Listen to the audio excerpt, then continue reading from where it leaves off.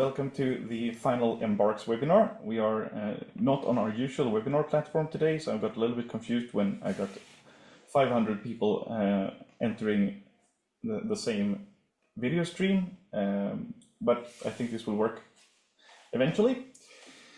We have a lot to cover today, so I will dive right into it, and I hope that Victor will take care of admitting people. It seems like he's already onto it. So I am the coordinator of the EMBARK program. My name is Johan Bengtsson Palme, and I'm located at Chalmers University of Technology in Gothenburg. But of course, I am not the only person who have been working in this program. We have had a lot of people working with the program over the years, and I really want to stress that this is a team effort. So EMBARK was funded over 4 years by JPIAMR, and we were lucky enough to get continued funding under the name Searcher, which is essentially the same consortium, but with the addition of Emmanuel Nadi in Nigeria. So this picture is taken in our first Searcher meeting in Berlin earlier this year. And this is not everyone who's been involved, but I really want to stress that this has been a fantastic consortium to work with, and I think that this has been one of the most interesting and fun groups to work with over these years. So the agenda for today is that I will start by saying a few words about why to monitor AMR in the environment, what we can do to implement it, and what it would be needed for successful implementation. And then I will hand over to Thomas, who will talk about AMR surveillance and E. coli. And then Luis will talk a little bit about pitfalls for quantifying resistance at scale. Remy will discuss the ResFinderFG database that was developed in the program. Anna Abramova will talk about targets for qPCR monitoring of antibiotic resistance. And then Victor will finish the presentation part of this meeting up by talking about evaluating practical approaches for monitoring environmental AMR. And then we will finish this with a panel discussion and a Q&A, and I would really encourage you to put questions in the Q&A box. So if you have trouble finding this box, it should be under, either you will find it in the bar under the Zoom window, but it might also be that you have to click more to find this Q&A box. And in this box, you should be able to type questions. If this would not work for some reason, you can also type questions in the chat. But I would prefer to get them in the Q&A to the extent possible. And then we will take them up in this panel debate discussion at the end. So please take this opportunity to ask questions to people in the consortium. And with this, I would like to go straight to today's first speaker, which will be myself. And I will talk a little bit about why we want to do monitoring of AMR in the environment. Yes, so as I said, my name is Johan Bengtsson Palme. I am located at Chalmers University of Technology, and I've been the coordinator for EMBARK for the past 4 years, and I am the coordinator of the Searcher program that succeeded it. So the first question I would like to ask in my presentation today is why we want to monitor AMR in the environment. And there are several different ways that resistant bacteria and antibiotics end up in the environment. For example, through sewage. This could be untreated sewage. It could also be things like open defecation, but it could also be hospital wastewater. And all of these sources will feed into the environment. Other sources of AMR could be from animal production or from industrial sources. And all of this will feed to an environmental resistome that can then eventually be transferred back to humans. So the environment definitely has a role here in transmission of antibiotic resistance. So let's see. But if we look at different places where we could get exposed from resistance in the environment, there could be a vast range of different environments. We can talk about drinking water or bathing water. You can have direct contact with soil or direct contact with animals, but it could also be through the food production chain. And if you look really broadly at antibiotic resistance in the environment and define the environment in a very broad sense, you could also look at, for example, public spaces as a transmission route for resistance. And what we do know is that resistant bacteria and resistance genes have been detected in all of these settings. What we don't know is if this is a significant exposure route in comparison to the risk of just meeting other people in person. And that is one of those things that we want to figure out here. Is this, relatively speaking, a risk that is worth considering mitigating? So one way we could go about to try to understand this is through monitoring. And monitoring could have several different purposes. It could be in order to try to find the important sources of risk to the environment. It could be to determine where humans are exposed to resistance from the environment, as I just said. But it could also be to identify changes over time or allow temporary interventions, or this could be used to allow temporary interventions. And finally, ideally, a monitoring system for AMR in the environment should function as an early warning system for emerging resistant threats, things that we don't commonly see in pathogens today that might pop up in the future. Now, in order to understand what would be sources and exposure settings, and also to be able to do temporary interventions, we need to know what is normal in the environment. What is the typical background levels of resistance? In order to do some temporary intervention, we need to have time series data, so we see that this actually differ from what we are used to seeing in this specific site. And to use monitoring as an early warning for emerging resistance, we need to have methods to detect non-clinical forms of resistance. And all of these are things that we've been addressing in the EMBARK program. And I'll have a few of these QR codes that you can go to find these websites. And we will actually discuss quite a few of these areas in EMBARK today. Thomas Berendonk will talk about target selection. Anna Abramova will talk about this baseline of resistance in different environments. Remy will discuss how to detect emerging resistance threats. Luis will talk about gene catalog constructions and mining metagenomes. And Victor will talk about standardizing and comparing between different protocols. So we will cover a lot of ground in today's presentations. The next question I want to ask is how to monitor resistance in the environment. And I'm going to be very brief because this is what most of the other people will talk about later. But one thing I want to stress is that it's really important to identify barriers to antibiotic resistance, where we could actually make interventions to stop the flow of resistant bacteria and resistance genes. And those could be both on the side of releases into the environment, but they could also be on the exposure side to humans. And if you look at these exposure side types of barriers, we already have monitoring in certain systems there. For example, we monitor drinking water for drinking water safety. We are monitoring bathing water quality at beaches. We also have some degree of veterinary animal monitoring, and we also do, at least to some degree, monitoring ambient water quality. And ideally, you would like to integrate environmental monitoring into these existing systems.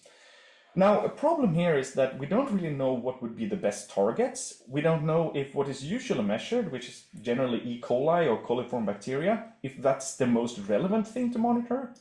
And basically none of these systems integrate molecular methods, at least not to any large extent. So this is something that Thomas will touch a little bit upon later in his presentation. Another important thing is to find good indicators. So this is from Anna Abramov's paper from last year. We basically looked at a number of different resistance genes from qPCR studies, made a meta-analysis of that. And Anna will talk more about this, but I want to just highlight one thing here. This is the INT-I1 integrase gene, which is not an antibiotic resistance gene, but is quite commonly suggested as a target for environmental monitoring, because it would be able to distinguish between anthropogenic pollution and non-polluted environments. And actually that seems to be working quite well here. This in the green distribution here, that's the abundance of this gene in non-polluted environments. And up here you have the pollution in anthropogenic impacted environment. However, what is not separated here is fecal pollution from other forms of pollution. So that could be a potential problem with this specific gene. But Anna will talk more about specific indicators in her talk. Another thing we work with is standardization, and specifically we've been looking at selective culturing, qPCR arrays, and shotgun metagenomics. And Victor will talk more about this, but very briefly, if you compare these methods, we can see that there's very limited correlation between culturing and molecular methods. while metagenomics and qPCR are relatively well corresponding to each other, although there are certain genes that are only detected using one method, which is a little bit problematic, and this seems to be very much gene dependent. But Victor will talk more about this in a few minutes. So to finish my part of this off, what is it that would be needed to move forward here? So this is what we want to build eventually in this program, and we're not fully there, but we hope that we will be there in December and be able to present an actual proposal for how to implement this. This is basically an idea of a flow chart where you would have some early indicator, and then you could move forward down the flow. When you're above an acceptable threshold, you can move forward down this chain. More on that in December. And if you want to know some more about what we're thinking about monitoring and where we are in terms of implementation, this is a review paper we published last year. I very much encourage you to check that out. And just to finish off on some hurdles here, I think one of the bigger issues we have right now is that we have a lot of methodological hurdles in terms of integrating AMR monitoring into already existing monitoring systems. We will also see from this program, and you will see that later today, that we don't really have any one-size-fits-all targets that is always going to be the best gene or best indicator for resistance in all systems, which is a little bit unsatisfactory from my personal point of view, because I would have liked to point to say this is what you should monitor and that's going to be cost efficient and great, but it doesn't seem to be that one solution fits everything. We also need more data to define what would be the most important settings to do environmental monitoring. And perhaps monitoring would be most valuable for emergent resistant threats, but this would require very flexible infrastructure. And I think this is also something that is going to be hard to integrate into policy. So before I hand over to the next speaker, as I said, there's going to be an EMBARK Outcomes webinar. So this is, I'm announcing this now on the 4th of December at 10:30 Swedish time, Central European time. We will have a final outcomes webinar with the recommendations of the program. So today we're basically focusing on our results, and the next webinar will focus more on the outcomes for what we think could be useful for policy, for example. So you can register for this now. It's a super rudimentary website, but you could well, I will show this slide again at the end of the webinar. So briefly back to the agenda. Next up will be Thomas, and if you're ready, Thomas, I will stop sharing so you can start sharing. So Thomas is a professor at the Technical University of Dresden, and he will talk about E. coli as an indicator. Okay, I hope you can all see the screen. First of all, I would like to say those results are not all from my group. Rabab has also delivered quite a lot of results, but I couldn't include all of them since we have only 10 minutes. And she has some internet problems in Pakistan. This is why I implemented this in my talk as well. So yeah, why do I want to make a point for E. coli as a potential indicator? This has been quite a little while ago that we published this. Here you see the different advantages and disadvantages of the different approaches to monitor. And in green, you see the E. coli in this chart. And you see the big advantage is that it is quite cost efficient. It is easy to implement, and we have lots of curated data available. It is established as an indicator, and we have a high sensitivity. So those are essentially the advantages. And you can have, of course, also some disadvantages you need to be aware of. For example, of course, E. coli cannot be very representative for the whole resistome, if you want. The biggest advantage, though, is that E. coli is already established in several other surveillance or monitoring systems, and therefore using E. coli is also from an administrative point of view easy to implement. Here I want to present a few results from Rabab, where she sampled isolates in Pakistan. You see here that she has quite a exhaustive sampling regime, But as I said, due to time limitation, I will just focus on a few indicated environments. So one environment I personally found quite interesting is the drinking water and wastewater. Of course, we have analyzed this in other studies as well, not in Pakistan, many in Europe or, for example, in China. And here you see some results for Pakistan from Babab. And you see that even resistant isolates can be detected in drinking water. That's also true, for example, for Blatem resistant isolates, which is quite concerning. And of course, you find it also in wastewater, especially here also E. coli, as you see here in the resistance panel, cefotaxime resistant ones, and essentially to all tested antibiotics, you find the resistant E. coli. But of course, you also find, for example, Klebsiella, which is oftentimes also suggested as another indicator species, and I wouldn't necessarily say it's inferior or superior. I think in some cases it's even more sensitive, but as I said earlier, it also has some disadvantages to E. coli, for example, that it is not so well integrated in the current indicator systems. Here I would like to show you also a result of an earlier study, and essentially what this group did, and we were part of them, is that we analyzed the inflow and outflow of several treatment plants. We didn't cover the whole globe, but it was quite exhaustive. And the main point one can see here that at least if you look at cefotaxime resistant coliforms, that if you just look at the coliforms, the fraction of the resistant part seems to be quite stable. So that in a way you could argue, if you just analyze the coliforms, you also have an idea about the resistant ones, since the fraction is quite similar.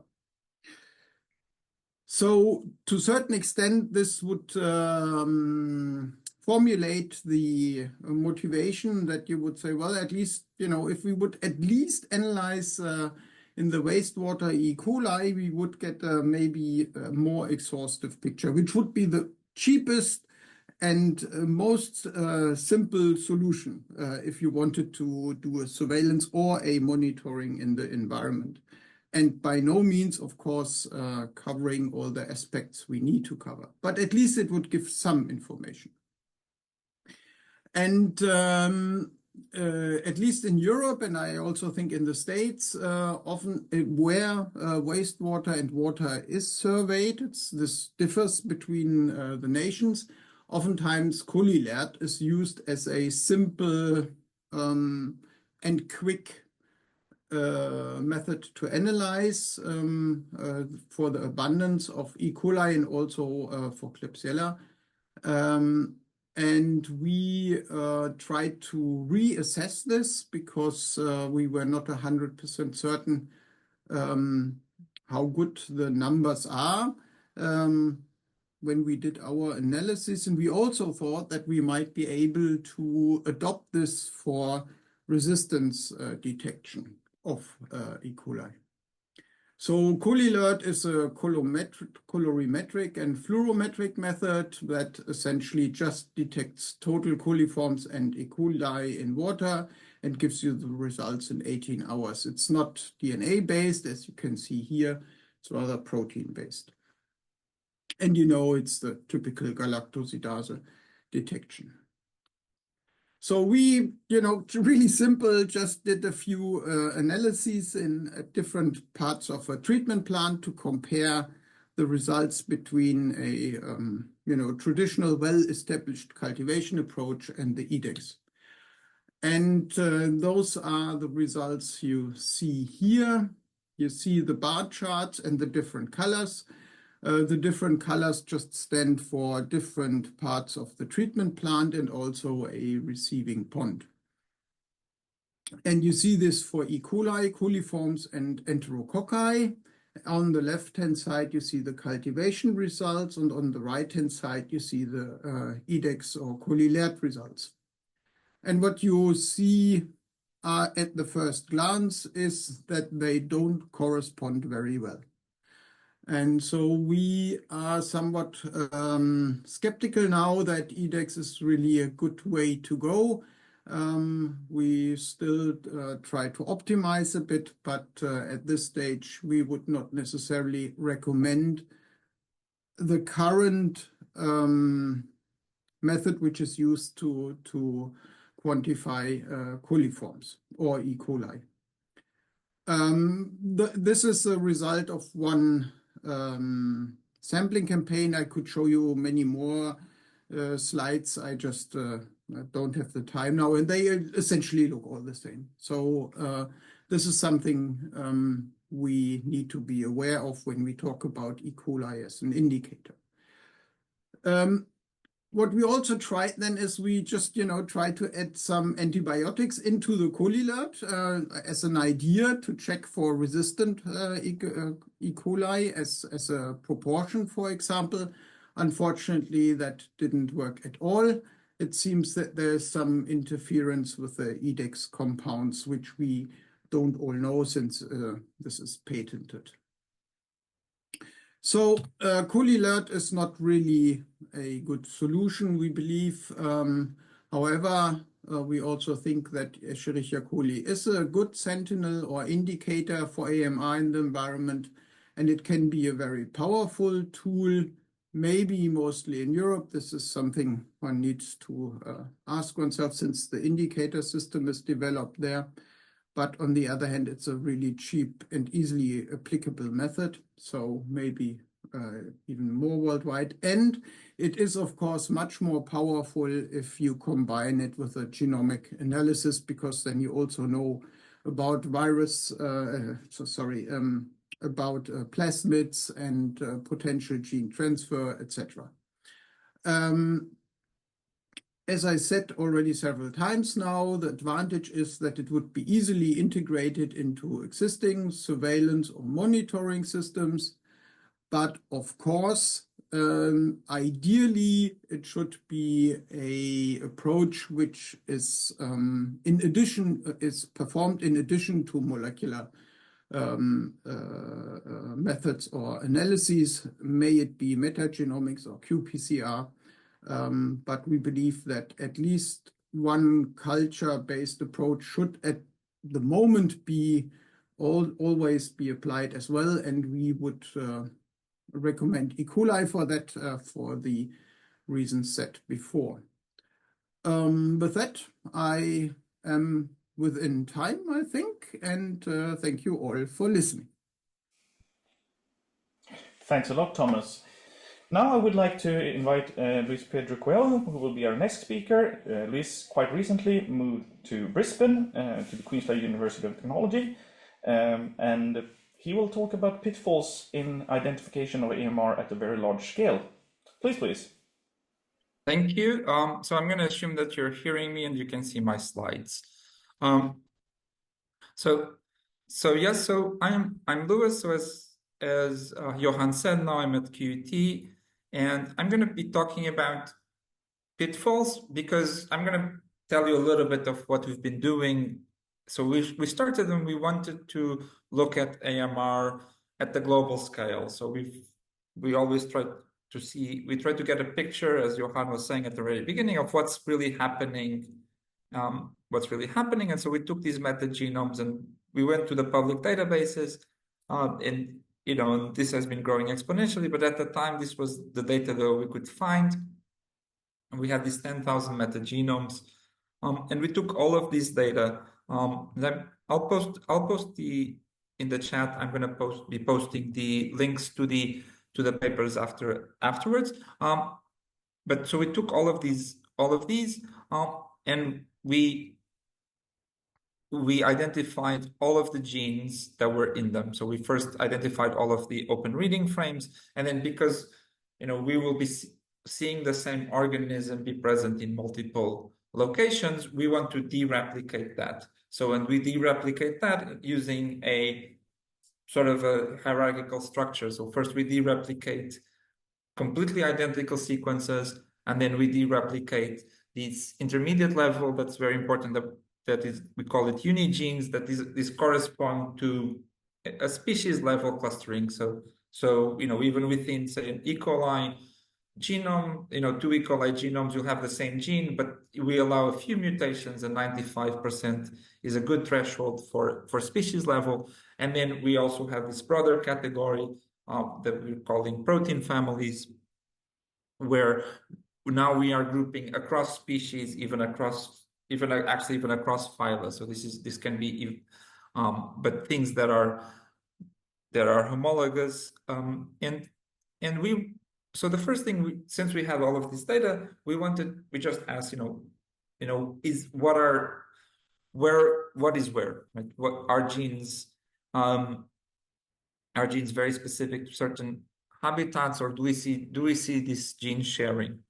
And so here in this representation, so the width of these ribbons represents how much sharing there is between these.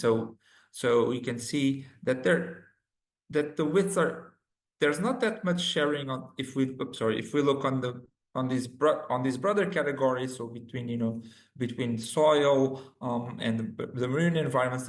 But if we look now on the right side, where we have the mammalian gut, so this includes animals like pets and others, now there's a lot more sharing. And maybe even more relevant, if we ask what kind of genes are shared, AMR genes and mobile genetic elements are shared more than at a higher rate than the baseline. So here blue is the baseline, considering everything together. And then if we look at the orange bar, which is the AMR genes, they are always a little bit higher. And as we were doing this, however, we wanted to do this properly. So here I just said, AMR genes, but what really is an AMR gene? And the problem, and this comes now to the title of the talk with the pitfalls, is that there's a bunch of different ways of defining what an AMR gene is, detecting it, or estimating that a certain sequence corresponds to an AMR gene. And you can generally use some sort of database, and there's few, CARD, ResFinderFG, and we'll hear about version 2, I think, just after I finish speaking. And then so you have different databases, you have different tools, the tools have different parameters, and there's just the ways this can get really complicated really fast. And to be fair, at the beginning, we thought that this would not be that relevant. We thought that, okay, maybe we'll get slightly different results, but actually it turns out that we get radically different results. So when we took this catalog of 300 million unigenes, and then we just ran through these tools and database combinations, so just counting how many of them are classified as ARG. So this is a log scale. So this is over 3 orders of magnitude, right? We saw also that and these don't even overlap that much. So the tools will give you very, very different results, and they will also even give you different biological conclusions. So here, these are the exact same samples. They were just processed with 3 different combinations of tools and database. So CARD was a database using Abricate, or CARD using RGI, or Deep ARG, which is now a completely different tool and database combination. And these are all widely used in the literature. And if I look in the left, I would say that, there's really nothing much happening in the marine environment, a little bit more in freshwater, and then wastewater and the human gut are where you see a lot. And wastewater maybe a little bit higher. And so if I look in the middle, now actually it seems that marine has more, is a bigger reservoir than freshwater. And if I look on the rightmost side, then marine is actually comparable to the human gut. And so it's not just that the numbers change, but even the relative position of these groups and categories change. And so if we could very easily publish a paper saying one thing using the approach on the left, which is a very well validated approach, widely used. We publish a different thing with the approach in the middle, and we publish a third thing with the approach on the right.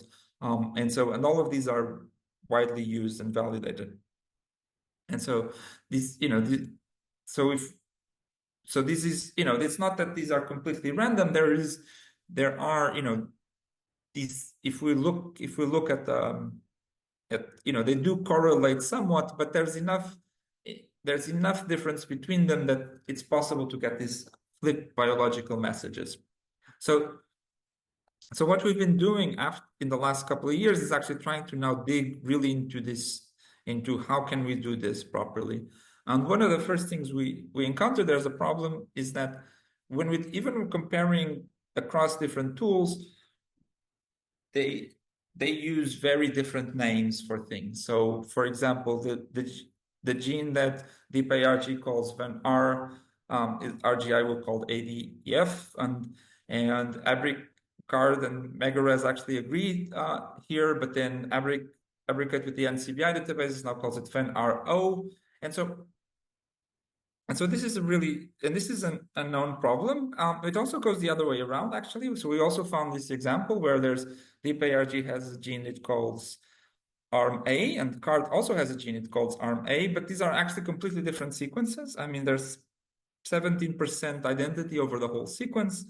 And we actually spent a little bit of time digging through this, and it turns out that way back in 1985, there were two completely independent papers from two completely independent groups that published that they found genes that are related to erythromycin resistance, but they were completely different genes, but they were named independently the same. And so in this sort of little naming conflict from 1985, so we still have this in our databases nowadays.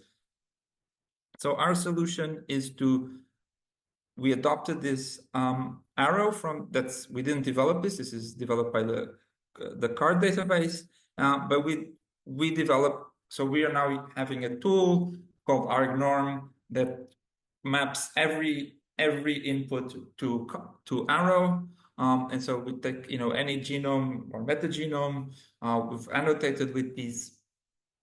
Can be annotated with several of these are the tools and databases that we support, and then we can have argnorm map everything to a single same vocabulary. So at least we've solved one problem of comparing, but it's a work in progress to try to understand exactly how do we dig into this AMR data, because all of these different approaches can give you different biological results, and we've developed we actually know exactly that some tools are using slightly different definitions, and maybe a bit naively we thought that okay, but this will obviously tools will give you different results, but they will point in the same general direction, but it turns out that there's enough differences that your biological conclusions can completely flip around. So this is something that we're still trying to fully wrap our heads around,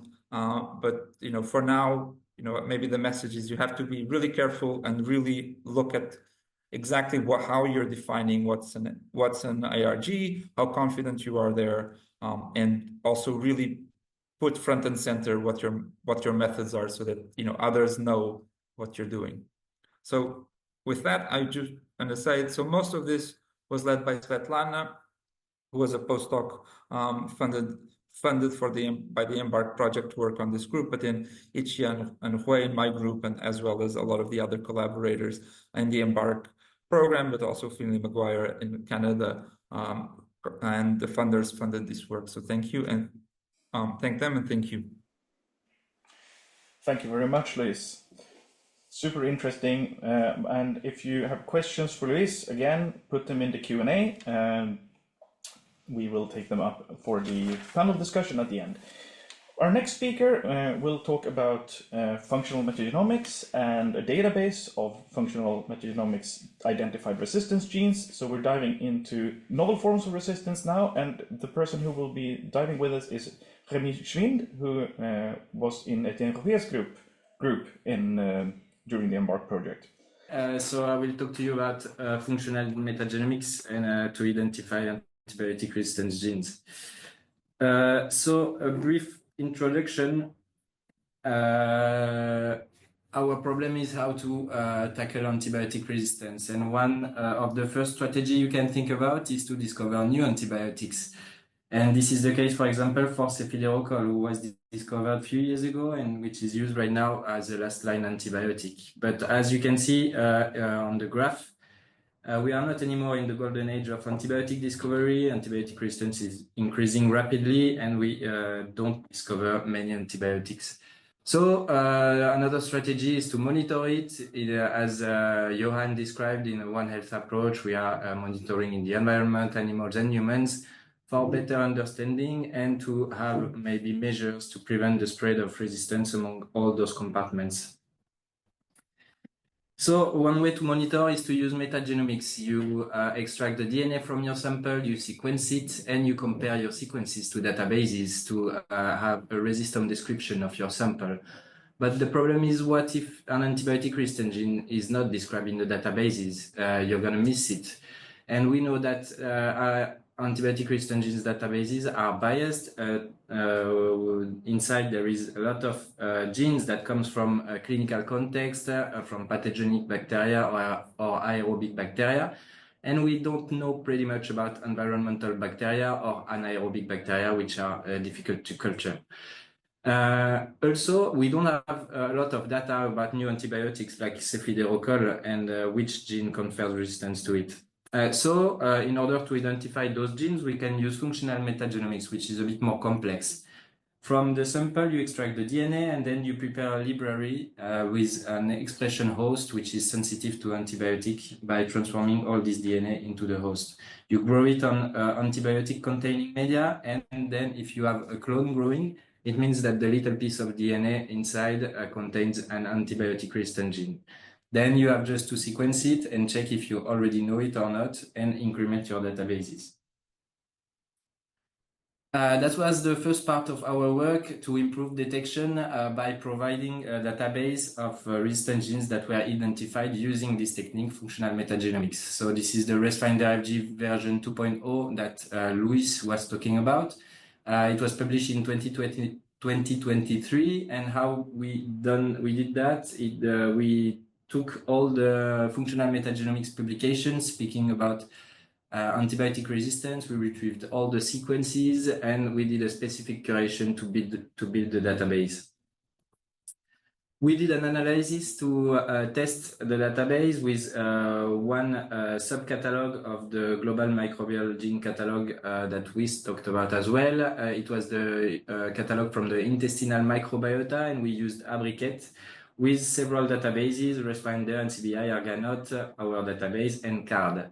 Here you see the offset plot with the unigene hits, and if you have one unique dot, it's a specific unigene hit, specific of the database. And if you have several dots linked with a line, it's shared between database. And what we could see is that a high number of hits were database specific, with ResFinderFG having a lot of specific hits, mostly containing glycopeptide, cycloserine, sulfonamide, trimethoprim resistant gene, but also aminoglycoside, phenycol, and encoding gene, resistant gene, and beta-lactamase encoding gene. And what we conclude about that is that, well, if you use one antibiotic resistant gene database, you could have a biased resistance description, but by adding several and more importantly, by adding ResFinderFG, you could have a more exhaustive resistance description. Then one example of ResFinderFG usage, it was in a previous work where we analyzed some E. coli genomes in a database called Enterobase.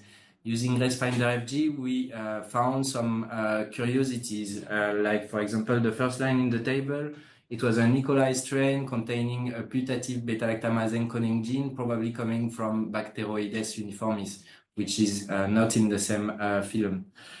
So it was a paper we published in 2024 about interphylum circulation of beta-lactamase encoding gene. And we did all the characterization of the strain, of its beta-lactamase, and the distribution as well of the beta-lactamase encoding gene. And this led us to the description of a new beta-lactamase family, MUN, with the first representative, BLA-MUN1. And we checked also where it was found in our strain, the E. coli strain, that's the first line above, with the red arrow being the resistance gene. And we found it in 4 copies, 2 on the chromosome and 2 on the phage plasmid. And we also found it in Sutterella wadsworthensis genome, and which is also Pseudomonadota bacteria like E. coli, and then in Bacteroides bacteria. But we always found it in kind of the same genetic context, which was associated with mobility.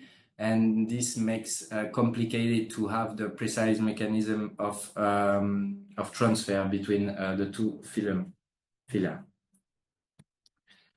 Then we also use functional metagenomics in our lab to identify cephalococcus resistant genes. So just to be brief on the method, we use tagmentation as a shearing process for the DNA shearing. We used an expression plasmid, which is PHSG299, and then Gibson cloning transformation into a sensitive E. coli K12.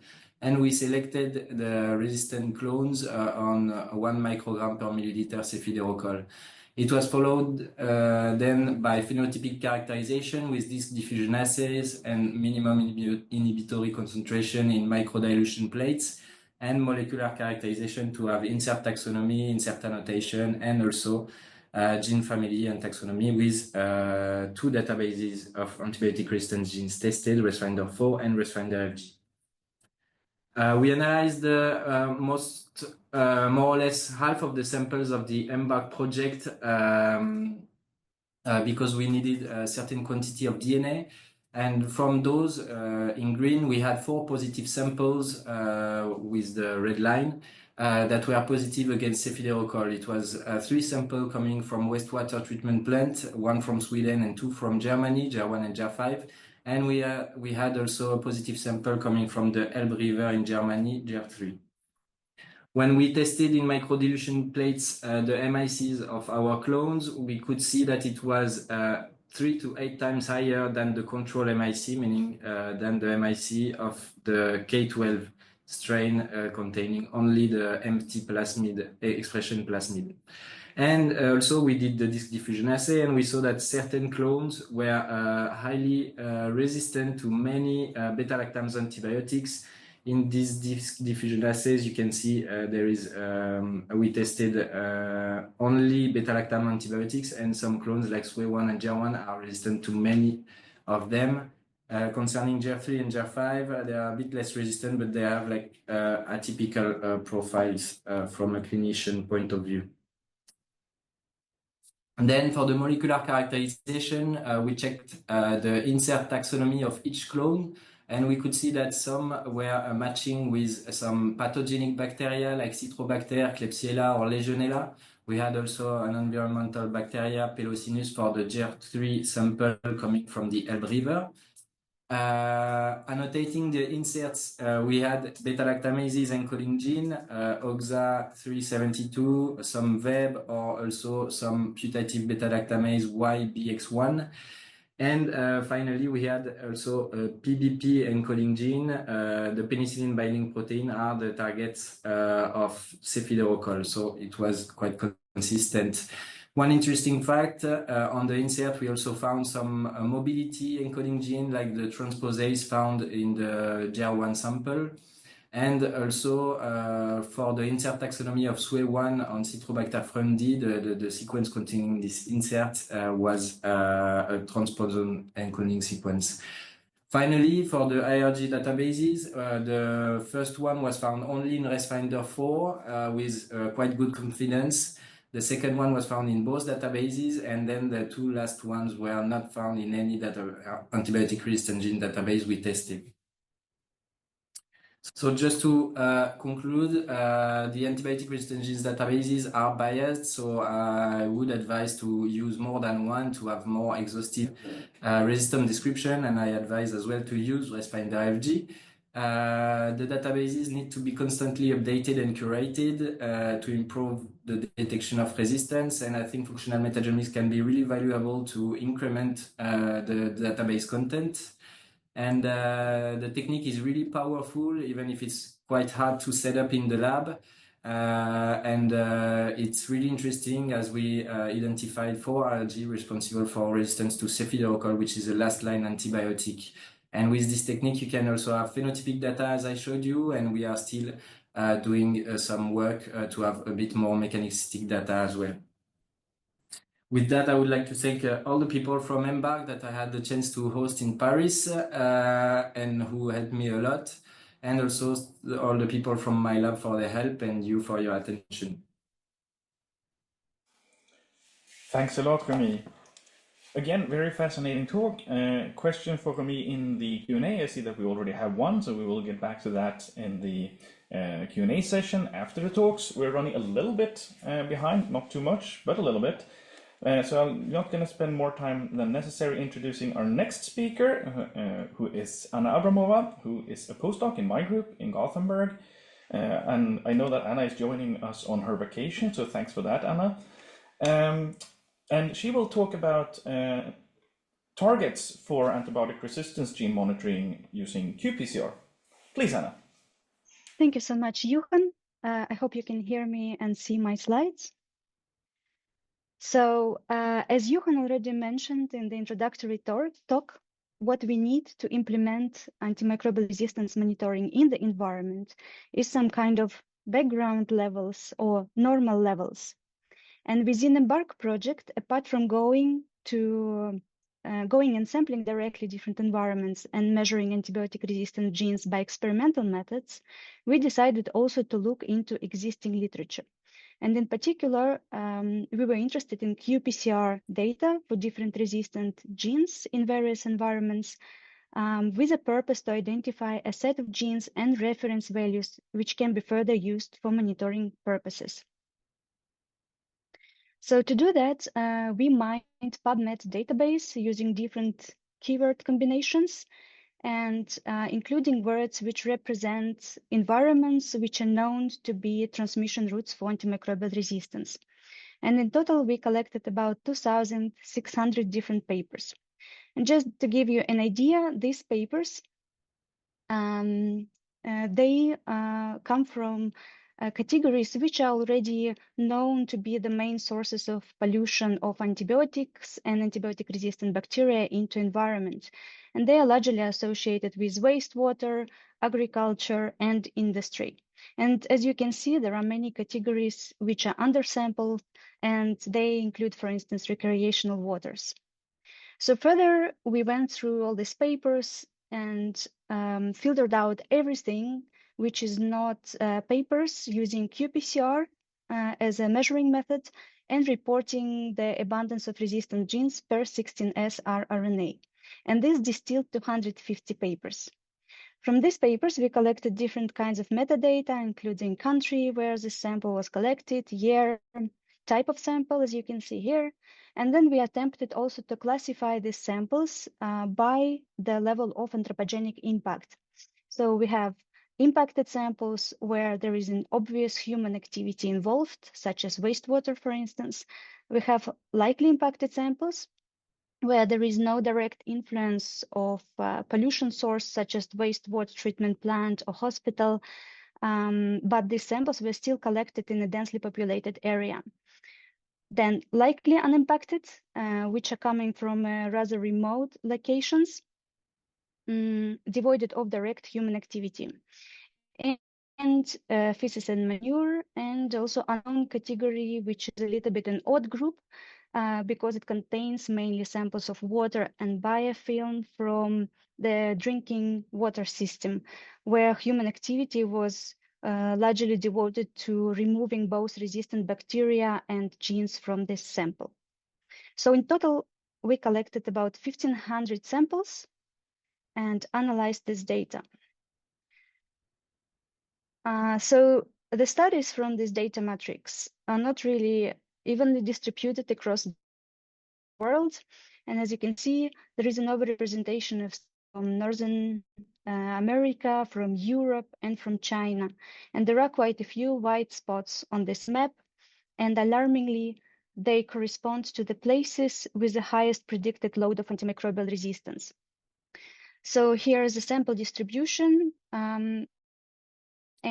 And this data was collected from the early 2000s to 2020. So in total, we collected data of 330 different genes.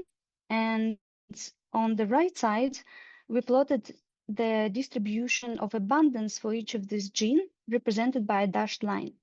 You can see that there is quite some variation, but the bold line represents a typical abundance, which falls in the interval between 10⁻⁵ to 10⁻³ copies per 16S rRNA. And this would roughly correspond to 1 clinical org per 1,000 environmental bacteria. So how this information can help us to choose monitoring targets? I would like to show you a few particular examples. Let's look at tetracycline genes.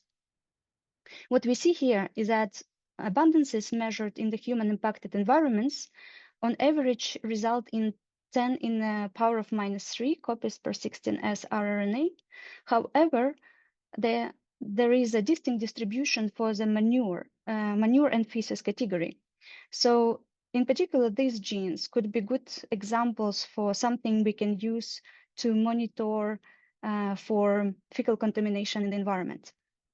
Then both tetracycline and beta-lactamase genes on average also measured to 10 in the power of -3 copies per 16S rRNA in human impacted environments. And we are talking about urbanized rivers, pig farms, aquaculture, fish ponds. However, if we look at the samples coming from rather pristine environments, including tundra, polar desert, and glaciers, the abundance tends to be lower than 10 in the power of -6. So these genes could serve as a good targets to measure anthropogenic impact. So that said, of course, the choice of the monitoring target would largely depend on the purpose of the monitoring. Let's say the genes which are already widely distributed in clinical pathogens would be good determinants of the overall AMR transmission risks in the environment. Then we identified a few genes which correlate very well with the abundance of other resistant genes, and they could serve as an indicators of total AMR load in the environment. Some of these genes, as an example, MAXF and MCR1, they are rather uncommon in the environment, and let's say measuring an increase in this gene could serve as an indicator of ongoing selection for antimicrobial resistance. Then, as I showed before, tetracycline genes, for instance, are enriched in feces and manure and can be good indicators of anthropogenic impact. And of course, this list wouldn't be complete without the emerging resistance threats. And this list would include recently discovered resistant genes such as blind AM or MCR1, but also the genes which are not yet present in clinically relevant bacteria. So overall, this study provided an overview of the abundance distributions of different resistant genes in different environments. And also, most importantly, perhaps it highlights that there is a scarcity of AMR data from both different environments and different places around the world. And if you're curious about more, please go and check our paper published in Environment International. Thank you. Thank you very much, Anna. So we're Getting finally to our last speaker, and as I said, we're a little bit behind time, so I'm not going to drag this out. The final speaker of the day will be Victor Hugo Jardin Diaz, who is a postdoc in Sofia Forslund's lab in Berlin. And Victor will talk about evaluation of different approaches to monitoring AMR in the environment. Yeah. Thank you very much, Johan.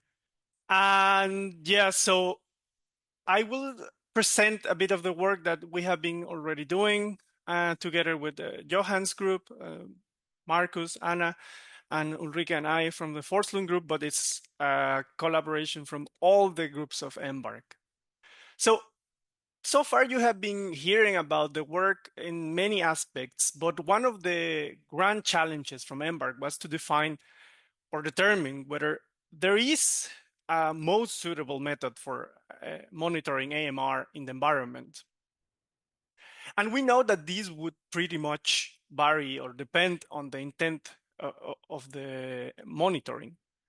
However, as part of our work, we decided to focus on 3 of the most used methods for monitoring AMR, which include culturing, high-throughput qPCR, and shotgun sequencing approaches, with a particular aim to evaluate the general agreement between those methods and try to identify relevant targets and specific methods for monitoring. So I would like to start with the results that we gather from our shotgun sequencing approach.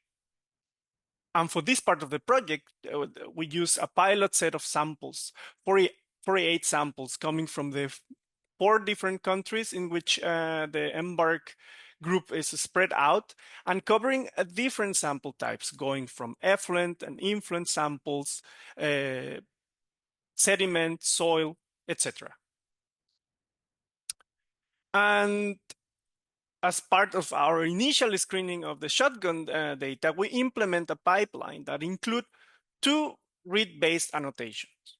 One that is based on the global microbial gene catalog that Luis already spoke about, and the other one using RGI, which is using CARD as reference. So with these both annotation strategies, we aim to compare and determine whether we can get different results from the same biological samples. We generate the ARG profiles, and with those, we compare the diversity and the composition.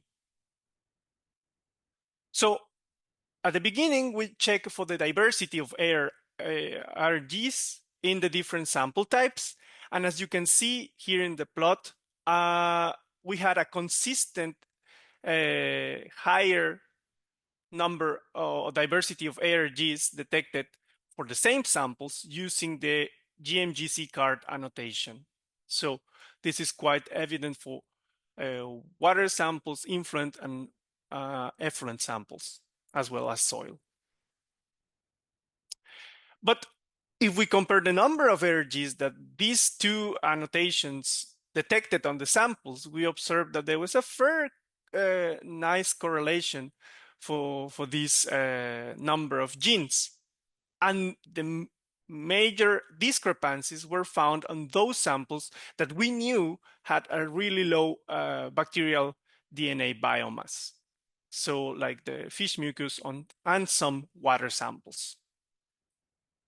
So later we compared the composition of ARGs based on these 2 annotations. So in this PCOA that I'm showing, I would like to highlight that the main driver of the spread and composition of ARGs for those samples was the country of origin and not particularly the sample type. And this result was consistent regardless which annotation we use, because we observe a similar result based on the annotation from RGI card. So we wanted to know why we had different results in terms of diversity of RGs, even when we use the same database as reference, which is CARD. That it's a a database that we know that includes a lot of housekeeping genes or regulatory genes that might not be linked directly to resistance, but we knew the structure of this database. And something that we need to highlight is that the annotation with GMGC card led to a higher number of detected ARGs compared to the RGI card annotation. And this had to do with the strategy that we use for this annotation. One was more stringent than the other, but at the end, we decided that we wanted to compare only those genes that were found by both annotations. So when we compare the abundances for this set of genes that were found by both annotation, we observed that we had a quite weak correlation, but still significant when we include all the samples overall. But this story changes if we consider the different countries, the different sample types. And I don't want to overwhelm you with the whole plot. I would like to focus your attention on the top section where we have the effluent and influent samples. And here, even though we observe that some genes are not have discrepancies in the abundances detected by the two different annotations, we also observe that some genes seems to correlate better. For that, we decided to check only how this correlation of abundances would look like when we consider those genes with an abundance that was not too different. So we estimate the mean absolute difference in abundance, and we took only those that were 0 or close to 0. And if you see, there is a quite an increase in the raw value of this correlation between the abundances for those genes. And this was particularly more relevant for those genes with higher abundances, like the ones that are highlighted in red in this plot. So what we learned from this part of the work? First, that the GMGC card annotation seems to be more sensitive in terms of how many genes are detected, while RGI card is more specific for certain variants that are mainly relevant in some clinical context. Also, we determined that country was the main driver of ARG composition independently from the annotation strategy that we use for the pilot set of samples, and that specific ARGs with higher abundance correlate better between annotations. So, but how to compare the shotgun results with qPCR abundances? Well, for that, Marcus did this work on, first of all, determine which of the qPCR primers that we use for our assessment of the pilot samples are mapping ARGs from card. And with this first screening, he found out that some of the primers were mapping multiple genes present in card, but overall, these genes matched to over 1,000 genes, or based on the arrow number or arrow identifier from card. So the next step was to determine if technical aspects from the shotgun annotation could affect the number of genes that are detected. And what Marcus did was to evaluate different identity thresholds. So in these plots, we have in the x-axis the identity threshold from 80% to 100%, and here the normalized reference abundance. And as you can see, both for ARGs and mobile genetic elements, the higher the threshold of identity, the lower number of ARGs that are detected. So we had an overall loss of detection if we increase the stringent of the identity threshold. So to be fair in this comparison, we had to only screen those genes that can be detected by both strategies. And we had to use abundances that are comparable. So all the qPCR results are based on the normalization on 16S copies. So we had to estimate the abundance on the metagenomics also by copy numbers of 16S. And what we observe is that independently of the threshold of identification, we had a fair correlation on this abundance for most of the genes. Although, as Johan mentioned at the beginning, not all the genes were detected by either of the methods on the samples. And we confirmed the result that the higher identity threshold led to a lower number of genes detected by metagenomics. So the next step was to compare the abundances between the genes that were detected by both methodologies. And for that, we compare the abundance on the metagenomic approach divided by the abundance of the qPCR. And that's what is plotted here.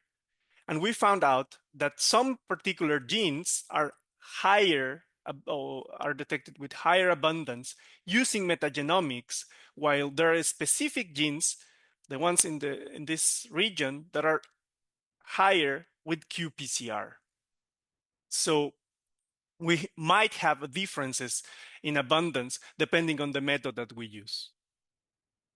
So for this part, what we have learned is that the RGI card annotation sensitivity depends on the alignment threshold, and that the qPCR result primer, might amplify multiple genes present in card. Finally, that the abundance from specific RGs is higher than in metagenomics than qPCR, but it also could be in the other way around. So finally, we wanted to compare these genetic approaches with phenotypic resistance. So for that, and for the purpose of this presentation, I will show the comparison of the qPCR abundance results, the metagenomic qPCR metagenomic results for beta-lactam resistant genes, and compare against the culturing on meropenem resistance. So as you can see, for both, for metagenomics and qPCR, there is a positive association of the phenotypic resistant with these genotypic abundances for the particular genes. So we still have a lot to do to fully disentangle what is and whether there is a method that is more useful for monitoring AMR in the environment. However, I hope that our results convince you that these methods are complementary, and that some technical factors should be taken into account for their proper interpretation under agreement. With that, I would like to thank you for your attention, and to the rest of the team for all the work. Thank you. Thank you very much, Victor. I would now, for the next part here, like to invite all of the speakers back on the stage, so to speak, for the panel discussion. I'm just going to do some housekeeping notes in between. We're now at the point of AMR monitoring. Where do we go from here? That's the Q&A session. But I want to again pitch that we have the outcomes webinar on the 4th of December. And you have my email address here on the bottom of the slide. If there's something you want us to take up there and discuss, please send me an email and we'll see what we can do about that, because we haven't finalized that agenda yet. So please, if you want to join us for the outcomes webinar in December, this is your chance. Then I also want to highlight that we are restarting the Searcher webinar series next week And we're going to have Eva Garmendia from the Uppsala Antibiotic Center talking about their experience with outreach strategies and what has worked and not worked so well. So that's also going to be a very exciting webinar coming up next week. But with that said, I would like to go straight into the Q&A section, and we have a few questions. So I'm going to start with the questions from the audience, and then we'll take it from there, I guess. So I see that Thomas has already started answering one of these questions, but I will still do it in public as well so that we can have a discussion about it. So we have a question about cultivation-based methods using E. coli as an indicator. And the question is, if we have investigated the number of isolates that would be needed to collect, would need to be collected for susceptibility testing, would it be affected by the different types of cutoffs, and what is the one to use? What do you have to say about that, Thomas? Yeah, so what we use is the UCAST cutoff values, the epidemiological cutoff values. This is what most people use. And we have even done a study in the past, we haven't published that yet, that we found that these cutoff values correspond very well between clinical and environmental isolates. The other thing is that I think that I'm not quite sure if I understand that question perfectly right, but when you sample the environment, what you do is you don't essentially look for a number of isolates, you use a sample volume, 100 mils, 500 mils, and according to that you decide, and if you detect something, then you decide the volume is enough, or you have to increase your volume and filter it, for example, or take more soil or whatever.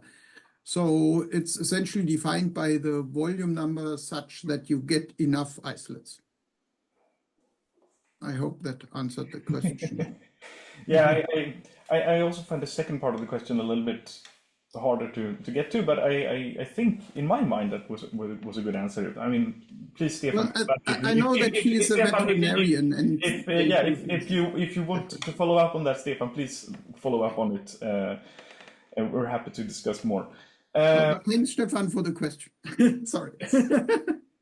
So we actually have two questions that are very similar here, and one of them is actually asked by Stefan again, but it's about the normalization here. So I'll read both of them and then we can have a little bit of a discussion. So for both cultivation and molecular-based methods, how much focus should we have on the denominator that we compare to?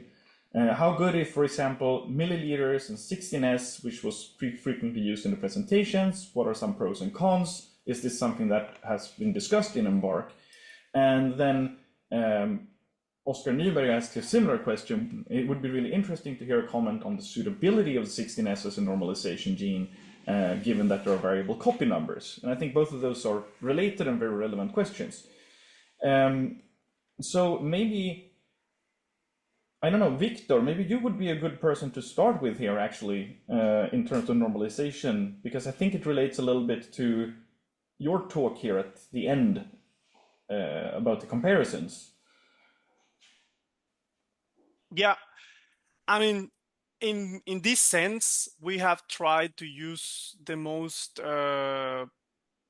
sensitive way to compare or to make fair comparisons, right?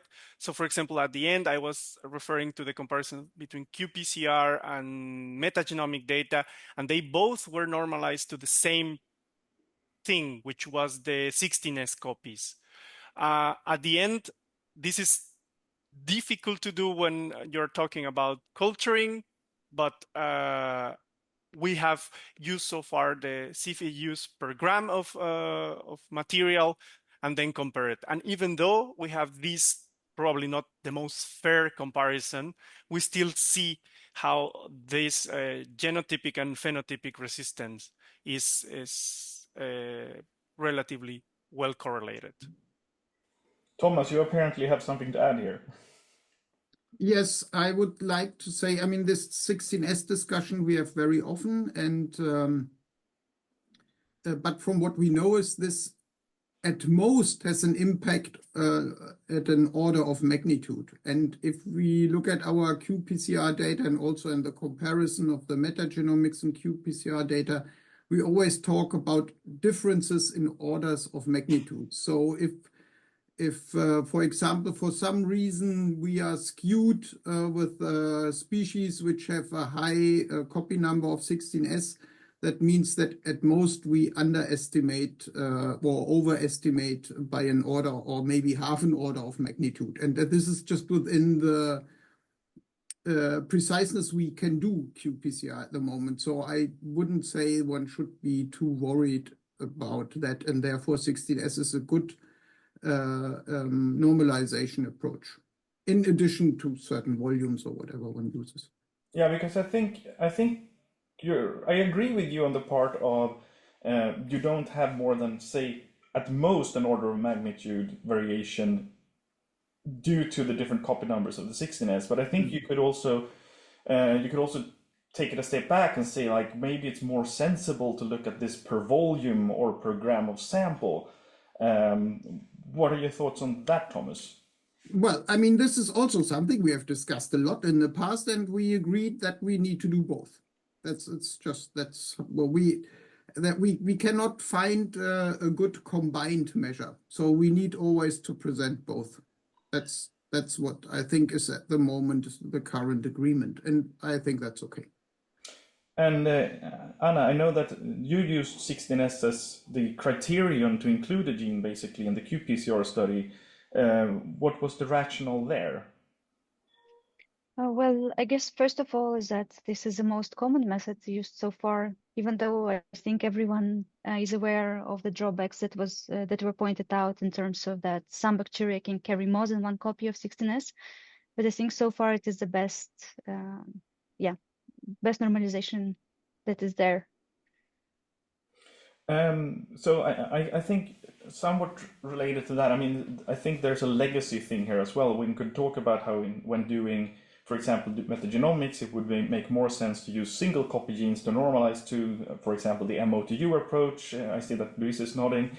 And I think that makes a lot of sense from a technical point of view, but I also think that there's this legacy bias here in a sense that 16S has been used so much in the field in the past 20 years, so it's hard to get out of that little box. Luis, do you have something to add there? No, that makes a lot. I mean, I agree with everything that was said. Yeah, I mean, because I think this is something we've been discussing in the consortium quite a bit as well. Should we use MOTU? Should we use 16S? What is actually most useful? And it has pros and cons, but at the end of the day, I think, as we've seen in the presentations today, other choices might matter more in terms of like which database, which tool, for example. Let's see. We also, I think this is related actually to what I just said about database and tools. So we have a question here about nomenclature. So there's also a problem with verification that whether genes really encode AMR at all. How would we define a true AMR gene? Is an AMR gene always an AMR gene? Is the question here. Maybe you want to take a go first there, Luis. Okay, I'm going to reshare this one slide. So here, as I said, we have different results using different tools. And so I can actually explain what we're seeing, but Abricate uses a very conservative definition, and Abricate will only call things that are really very, very close to what has been published and shown to be, a real. Whereas RGI is a little bit in the middle, and deep ARG is much more expansive, and it will find homologs that have not been validated but might be novel genes. So some of those might be false positives. So that's just the standard. Maybe this is a gene that has is homologous. The sequence is similar, but it might actually just be a false positive. The other problem, I think, is that we also have genes that are real, and they do have a phenotype that we can test in the lab, but are maybe not clinically relevant, which is another dimension of some of these databases. They focus on things that are clinically relevant, and especially, things like efflux pumps, they're just part of the, like bacteria have efflux pumps. They do play a role in antibiotic resistance. This is real. It's not a false positive, but it's often not the most clinically relevant, except sometimes it is. And maybe this is a bit of the current ongoing work, and maybe in a few years we'll have a searcher outcomes meeting where we're trying to start to disentangle these things by maybe not saying, real versus unreal, but also when we're not the only ones thinking in this direction of not just this might be real, but not so dangerous versus this is real and it's clinically relevant, and this is real and it's clinically relevant and targeting last resource antibiotics. So you can have different levels.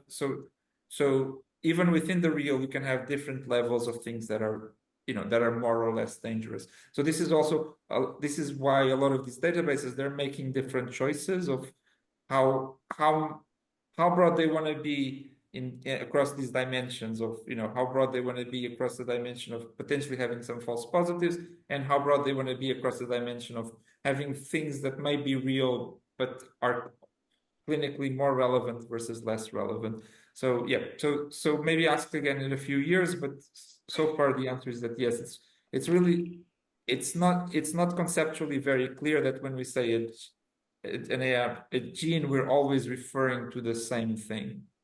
And we're trying to disentangle all of this now. Yeah, so just briefly before we leave this topic, I know that you, Remy, if you're with us, have worked with identifying novel forms of resistance. Would you like to add something on the definition of a AMR gene in your point of view? Well, it's a really good question. I think the definition of antibiotic-resistant genes, because, for example, in our case, for functional metagenomics, we express it in a particular context, and we define the resistance as if the MIC is getting up. And I think, in some databases, there are a lot of some regulatory genes that might be defined as resistant genes, but I don't think they are real resistant genes. And but it's important also to have this data of the genetic context of each genes, I think. And this is another thing that is good with functional metagenomics, because you can have a bit of the surrounding sequences of the genes. Yeah, I think, the note that this is context dependent is unfortunately something that we will have to live with. I could have a long discussion about this as well, but I think we also have other questions that I want to get to. So maybe if there's a more specific question on this, please post it in the chat again. I want to move on to something that was said in the last presentation. There was a comparison between gene counting, basically qPCR metagenomics, what I refer to as molecular methods, and cultivation on agar with an antibiotic. And one problem identified here is that in the presentation there was no definition of what media was used, for example. I'll just read the entire question, we'll get back to it. So the outcome of any culturing approach will be highly dependent on what species can grow on the agar.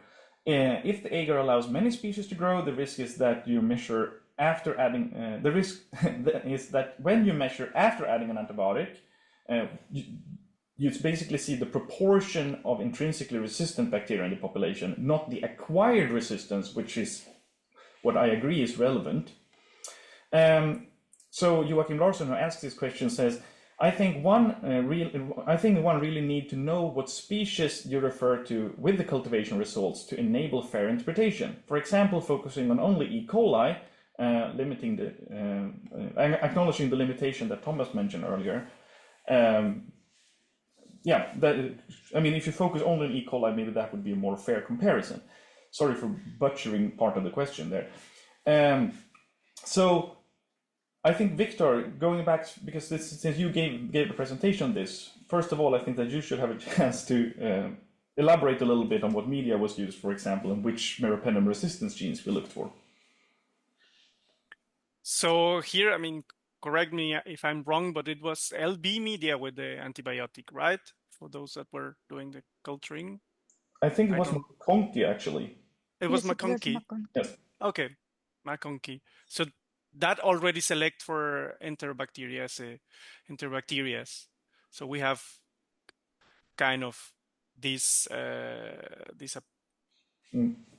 consideration, right? So there is already a selective media plus the antibiotic. So we were mostly counting E. coli on those. And for the genes were beta-lactamase genes or related to resistance to beta-lactams. The ones that were compared. Do you remember which genes on top of your head? I don't have them on top of my head. Because I know that we've done a few different variants of this, so I'm actually not sure what data you presented, but I mean, we have been looking specifically at the correspondence to carbapenem resistance genes, which is, I mean, then you narrow it down quite a bit, and you don't really see a strong correlation there either, as far as I remember. Yeah. I just present these meropenem results, which show somehow this agreement, that overall agreement with the phenotypic resistance and the genotypic ones. But we have already the results, and Marcus has the analysis for those specifically. So I still think this is a really relevant question. I don't know if someone else wants to jump in. Otherwise, I will say a few words. Maybe Thomas, you want to say something first? I'll go after you. Okay, so I think that generally we've been we're very aware of that. We're basically looking at a very narrow subsection of genes or of species when we are cultivating, and of course part of that is going to be intrinsic resistance. And I think part of the exercise here in what Victor was presenting, although in limited time here, so a lot of the details have been lost. Part of the exercise here has basically been to try to see if commonly used methods in the lab will actually correspond to these more broad molecular approaches like metagenomics. And it's a very naive approach in a sense, but sometimes naive approaches work, and if they do, that's very valuable information. In this case, I feel like at some very qualitative level, there is a correspondence of many resistant bacteria from cultivation and the content of resistance genes, but it's a pretty qualitative correspondence, not really a quantitative one. I think that's my major takeaway from that specific comparison. Then there's a lot of other things one can dive into in terms of qPCR compared to metagenomics, for example. Thomas? Yeah. I mean, for example, Joachim is also a long time in this business already, and the arguments I make are mostly done by the consideration that it seems to me that to have at least the information, how many E. coli are there in certain impacted environments, is more than no information and probably gives us already some kind of indication. So essentially, if you have lots of E. coli contamination, you will have also a higher AMR contamination. I think this is a very broad statement you can make given the data we have gathered in the past. And so my argument is, let's at least do that, and then all the other methods and approaches we discuss are, of course, necessary to be on top, to be precise. But my feeling is that oftentimes then the discussion ends, oh, we don't have the right methods, we still need to investigate, etc., instead of starting collecting data. And to my mind, the best way to start to collect data is using this E. coli cultivation approach because it's easily implementable. It has been done in many other contexts and will help us to understand maybe the hotspots better. But by no means I would say that this is sufficient. Of course not. But it's more than nothing, and we need to start somewhere. And I'm just arguing that if you have only a minimum amount of money to analyze, what should I do? If I have just a bit of money, what should I do? Then I would say analyze E. coli. That's the point I want to make. Quantify E. coli. Yeah, and I think that's the direction we're going in terms of recommendations, but that's also one thing to come back to in December, because now we're getting more into the recommendations realm. But I think, this is something that we've been talking about in the last year or two in EMBARK. So maybe I'll just since we got more comments on the topic, basically, so Joachim is commenting back again on the intrinsic resistance and cultivation. So as soon as you allow more than one species to grow, even if you have some kind of selectivity in the media, it's impossible to differentiate between how different species vary in abundance, because they can have intrinsic resistance, and that will influence that result. And if you have a truly changed proportion of resistance within a species. And I think that's completely right. I don't think anyone in this consortium would disagree on that either. In terms of, I think what we're trying to do here is more to see if we can detect the correspondence with a very, very simple method. But I don't think that we could really say anything about selection processes or enrichment of acquired resistance directly, at least. We also have a few comments on nomenclature and AMR, so how we define AMR genes, and there's a suggestion again from Joachim that the community should use the more specific term antibiotic resistance gene in the majority of cases, as we usually don't refer to resistance genes to fungicides and antivirals, etc. And there's a number of papers that stress the value of talking about AMR when we do refer to the broader context of antimicrobials and antibiotics when we mean antibiotics. And I think I would agree on that as well. Although the problem here is that the terms are used kind of interchangeably. So I think a lot of us will slip on this one actually. But I think as we see with the databases, it would be useful to have a more stringent terminology. Let's see if we have some other on the same.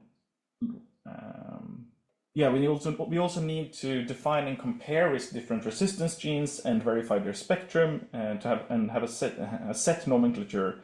And this is work that has only increased with the increased sequencing.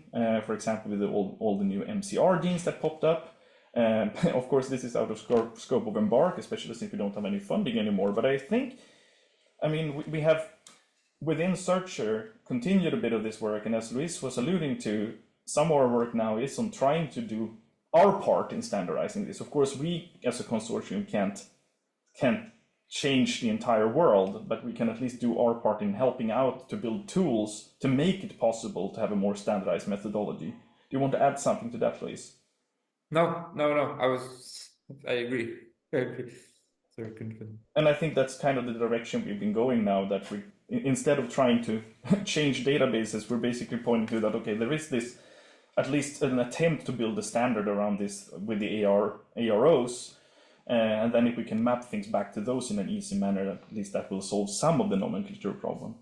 But I think this is also one of those things where we have to go there as a field together. But I also saw that there was a very specific question to Remy, now I'm switching topics here, about functional metagenomics and the issues you faced with that technique, and also how you overcame them. Well, I'm just gonna rebound on what we have said just before answering this question, like to verify the spectrums of antibiotic resistant genes with the functional metagenomics. We can do that as well, so I think it's really valuable data. But then for the question of Svetlana, thank you for your question. Well, this is really hard to set up technique because there are many steps and each steps need to be really optimized to have a result at the end. So you have to optimize each step and find some ways to control each steps, and this was really hard work. So how I overcame it, I think just by working a lot and doing many experiments to make the setup. So basically lots of work. That's how you overcame it. Yeah. Sorry, I don't have a magical recipe to overcome it. Yeah, and then there was a question about where my meropenem was chosen and which genes were included in the comparison. Which genes I can't answer, but on the meropenem side, perhaps we could elaborate a little bit of that, because that's part of the entire. Early on in the consortium, we set out on a few antibiotics that we would be testing, so we kind of standardized that across the labs, and meropenem was one of those antibiotics that we centered in on, because it's a relatively speaking a last resort antibiotic. It has a high clinical value, and there's also it's also one of those resistance genes where resistance is it's also one of those antibiotics where resistance genes is a major threat to care, and it's pretty recent. So meropenem was sort of included there as one of those high impact antibiotics for a lot of these studies, including the functional metagenomics, but also the cultivation studies.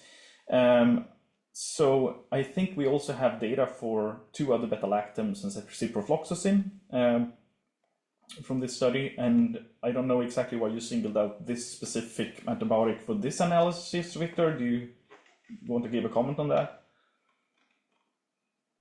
And Marcus has already done some analysis on these other antibiotics, and we had like similar results, but as you said, it's still under the definition of which ones better reflecting the phenotypic resistance. And my memory from looking at this data myself is that it's qualitatively it's pretty similar between meropenem and the other beta-lactams, and I think we chose meropenem because in my mind I think we thought this was a little bit more stringent and more likely to be acquired resistance genes rather than intrinsic resistance, but I might be doing a reconstruction of the past that is not accurate here, and Marcus would be the one who really sit down with that specific piece of data.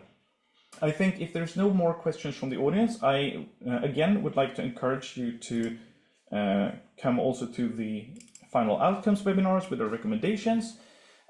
We will again have a long question and answer session there, and if you think that there are things we should focus on in this outcomes webinar in December, please send me an email, and would be very happy to get input on things that the community would like us to address.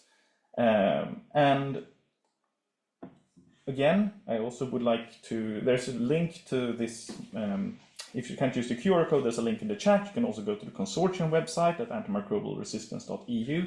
This entire presentation will also be put on our YouTube feed very soon. And I also again want to invite you to the webinar next week in the regular webinar series in Searcher, where we will have Eva Garmendia, and then there will be another webinar on November 20th with Rachel Wickley, and on the 11th of December with the final webinar of the year with Tommy Vatanen. So I really hope that you will come and keep discussing AMR with us. I think this is great to hear what holes other people can poke in the research we've been doing. So with that, I would like to thank everyone for coming. I want to particularly thank the EMBARK speakers who shared our results with us today. And thank you for being an audience and staying with us for 12 minutes longer than you expected. I hope to see you again in December. All the best.